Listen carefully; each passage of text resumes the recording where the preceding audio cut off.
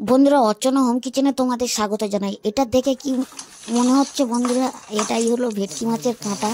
আর কাঁটা দিয়ে ভেটকি মাছের যে কাঁটা চচ্চড়ি হয়, তো আমরা আজ অন্য স্বাদের একটা তৈরি করছি তরকারি।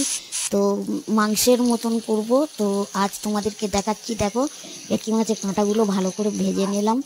তো নিয়ে তারপরে পেঁয়াজ ভালো করে একদম পুরো কড়াইতে দিয়ে পেঁয়াজ, আদা, রসুন, কাঁচা লঙ্কা ও টমেটো দিয়ে নাড়া হচ্ছে তেলের উপর থেকে। আর এটা উনুনে করা হচ্ছে। তো দেখো, আদা রসুন সব দেওয়া হলো, দিয়ে এটা পরিমাণ মতো একদম নাড়া হচ্ছে। আর নাড়ার পরে ডিমে ডিমে করে আলু কেটে রাখা, মাংসের মতন আলু কেটে রাখা, এই আলুগুলো দিয়ে নাড়া হচ্ছে। তো এটা দিয়ে একটা কালিয়া মতন হবে, তো কষা কষা। তো খুব সুন্দর স্বাদ।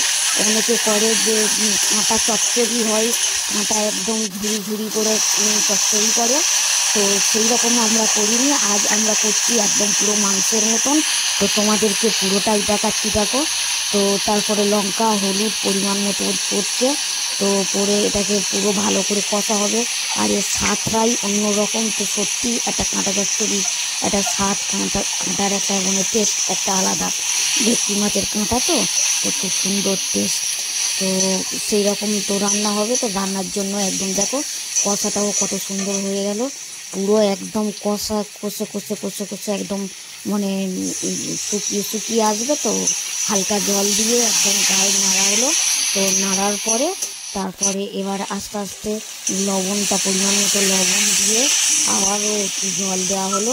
তো জল দেওয়ার পরে তারপরে পুরো জল ঢেলে দেওয়া হলো কড়াইতে। এবারে জল ঢেলে এবার কিছুক্ষণ পরে আমাদের ভেজে রাখা যে মাছগুলো, সেই ভেজে রাখা মাছের যে মাছ বলা ভুল, ওগুলো কাঁটা। তো মাছের যে কাঁটা, ভেটকি মাছের কাঁটাগুলোই তো ভাজা, সেইগুলো হচ্ছে কি দিয়ে দেওয়া হলো।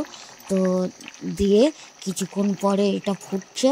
তো ফোটাটা তারপরে আমরা হচ্ছে কি ঢেলে রাখলাম একটা পাত্রেতে, একটু গরম মশলা দিয়ে আর ঢেলে নিলাম। ঢেলে দিয়ে একদম পুরো আমাদের তৈরি।